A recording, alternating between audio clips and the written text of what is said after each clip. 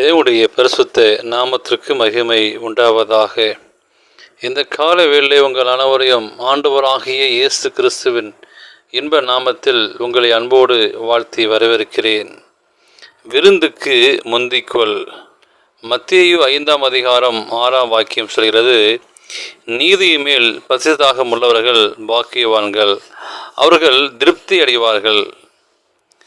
தாங்களது குறைவுபட்டதும் ஊனமுற்றதுமாயிருக்கிற தெய்வீக காரியங்களில் மனநிறைவு கொள்ளும் மக்கள், ஒவ்வொரு ஆத்துமாவும் தேவனுடைய அன்பினால் நிறைந்தும் ஒவ்வொரு முகமும் மகிழ்ச்சியினால் நிறைந்துமான பூரணமும் பரிசுத்தமும் உயர்ந்ததுமான பரலோகத்தை காணத்தக்க திடீரென்று அங்கே கொண்டு செல்லப்பட்டால் அங்கே பரலோக மக்கள் கூட்டத்துடன் கலந்திருக்கவோ, அவரோடு பாடல்களில் பங்கு கொள்ளவோ, அல்லது தேவனிடமிருந்து ஆட்டுக்குட்டியாடமிருந்தும் புறப்படுகிற பரிசுத்தமும் உயர்ந்தும் ஊடுருவி செல்லக்கூடியதுமான மகிமையை எதிர்கொள்ள முடியுமா? அது முடியாது. ஆகவே ஆவிக்குரிய காரியங்களில் மகிழ்ச்சி கொள்ளும்படி தங்கள் மனதை படைக்கிறவர்களே பரலோகத்துக்கு எடுத்து கொள்ளப்படுவார்கள். அதன் கற்பனை கிட்டாத மகிமையினாலும் பரிசுத்தினாலும் மூழ்கடிக்கப்பட்டு விடாமல், நீங்கள் நல்ல கலை அறிவு உள்ளவர்களாக, நீங்கள் அறிவியல் அறிமுகம் உள்ளவர்களாக, நீங்கள் இசையில் சிறந்து விளங்கலாம், நல்ல எழுத்தாளராக இருக்கலாம், உங்கள் நடத்தை உங்களை சேர்ந்தவர்களுக்கு இனிமையாக இருக்கலாம். ஆனால் பரலோகத்துக்கு ஆயத்தப்படுவதில் இவைகளுக்கு என்ன பங்கு இருக்கிறது? தேவனின் நியாய தீர்ப்புக்கு முன் நிற்க நீங்கள் ஆயத்தப்படுவதில் அவர்களை என்ன பங்கு வைக்கிறீர்களா? மோசம் போகாதிருங்கள். தேவன் நம்மை பரியாசம் பண்ண ஒட்டார். கலாத்தியர் 6:7 பவுல் எழுகிறார், பரிசுத்தமே என்று வேறொன்றும் உங்களை பரலோகத்திற்கு ஆயத்தப்படுத்துவதில்லை. உண்மையுள்ள நடைமுறைப்படுத்தப்பட்ட தேவ பக்தி மாத்திரமே உங்களுக்கு தூய்மையாக்கப்பட்ட ஒரு மேன்மையான குணங்களை அளித்து ஒருவரும் சேரக்கூடாதிருக்கிற அந்த ஒளியில் வாசம் பண்ணுகிற தேவனுடைய பிரசன்னத்திற்குள் பிரவேசிக்க தகுதியுள்ளலாகும்படி பரலோகத்து குணாதிசயத்தை இந்த பூமியிலே பெற்றுக்கொள்ள வேண்டும்.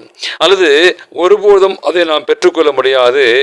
நல்ல குணம், உண்மையான பரிசுத்தம் ஆவிகளை வாஞ்சித்து மகிழ்ச்சி எடுக்கும் வரை சரிதான். ஆனால் அத்துடன் நின்றுவிட்டால் ஒரு பலனும் இல்லை.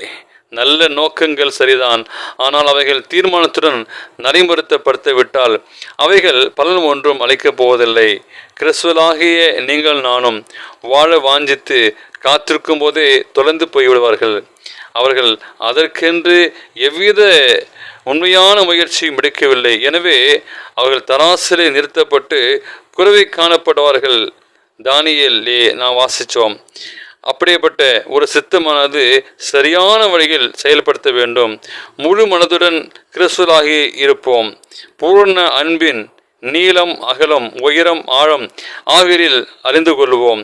நீதி மேல் பசித்தாகமுள்ளவர்கள் பாக்கியவான்கள், அவர்கள் திருப்தி அடைவார்கள் என்றும் இயேசுவின் வார்த்தைகளுக்கு மிகவும் கவனமாய் செவி கொடுங்கள். நீதியின் மேல் உள்ள ஒரு பசித்தாகமுள்ள ஆத்துமாக்களை திருப்தியாக்க கிறிஸ்துவால் அதிகமான முன்னேற்பாடுகள் நடைபெறுகின்றன. அதற்கு நீங்கள் முந்திக் கொள்ள வேண்டும். அந்த பரலோகத்திலே அந்த விருந்துக்கு நமக்கு கொடுக்கப்பட்ட ஒரு அழைப்பு, அதிலே நீங்கள் பங்கு கொள்ள ஆயத்தமாக இருக்கிறீர்களா? ஏசாயாவிலே வாசிக்கிறோம், பசி உள்ளிடத்தில் உன் ஆத்துமாவை சாய்த்து சிறுமைப்பட்ட ஆத்துமாவை திருப்தி ஆக்கினால் அப்பொழுது இருளில் உன் வெளிச்சம் உதித்து உன் அந்தகாரம் மதியானத்தில் போலாகும் என்று வாசிக்கிறோம். எனவே நமக்காக ஒரு விருந்து பரலோகத்தே ஆயத்தமாக இருக்கிறது. அந்த ஆட்டுக்குட்டியான கல்யாண விருந்திற்கு நீங்கள் நானும் ஆயத்தமாகுவோம். அதில் பங்கு கொள்ள தேவன் உங்களுக்கு ஒரு அறைகோல் விடுகிறார். அந்த அழைப்பை ஏற்றுக்கொண்டு நாம் துரிதப்படுத்துவோம். தேவனை சந்திக்க கர்த்தர் தாமே உங்களை ஆசீர்வதிப்பாராக. ஆமேன்.